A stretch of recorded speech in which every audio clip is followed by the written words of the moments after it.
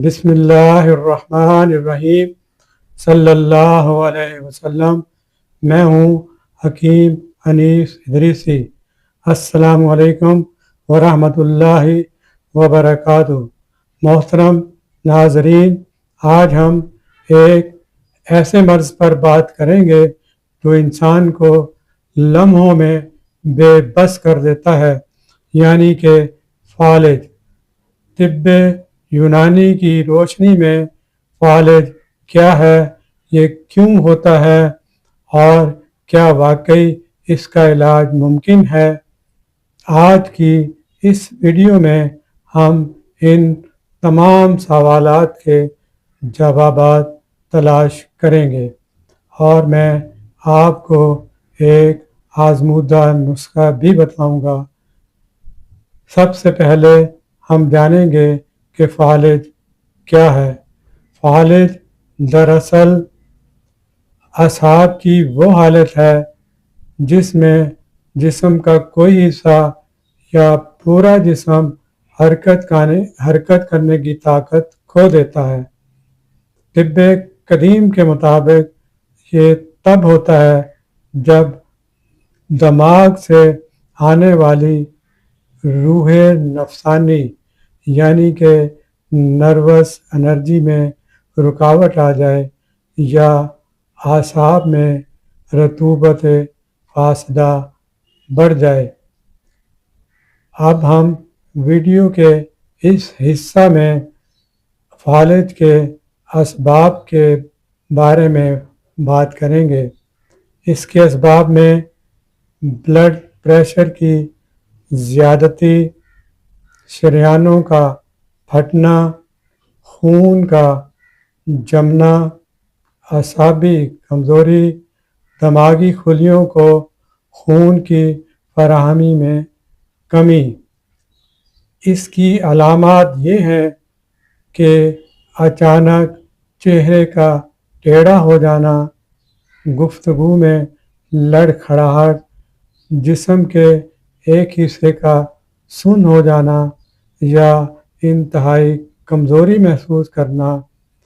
اگر مریض کو یہ علامات ظاہر ہوں تو فوری طور پر گولڈن آور میں یعنی کہ پہلے چند گھنٹوں میں ہی مریض کو قریبی ہسپتال میں لے جانا انتہائی ضروری ہے۔ حکمہ نے فالج کے علاج کے طور پر تصفیہ خون اور اعصاب کی تقویت میں رکھا ہے، یعنی کہ فالج کا علاج تصفیہ خون اور اعصاب کی تقویت میں ہے۔ علاج کے دوران مریض کی غذا اور مالش پر خاص توجہ دی جاتی ہے۔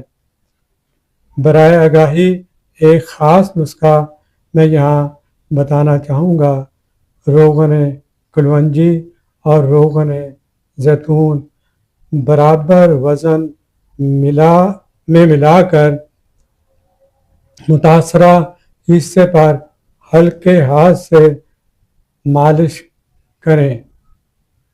شہد کا استعمال صبح نہار منہ گرم پانی میں شہد حل کر کے مریض کو پلانا اچھا ثابت ہوتا ہے۔ اعصاب کو توانائی دیتا ہے۔ ادویاتی علاج میں حب ازراکی یا معجون فلاسفہ، لیکن یہ کسی مستند حکیم کے مشورہ سے استعمال کیا جائے۔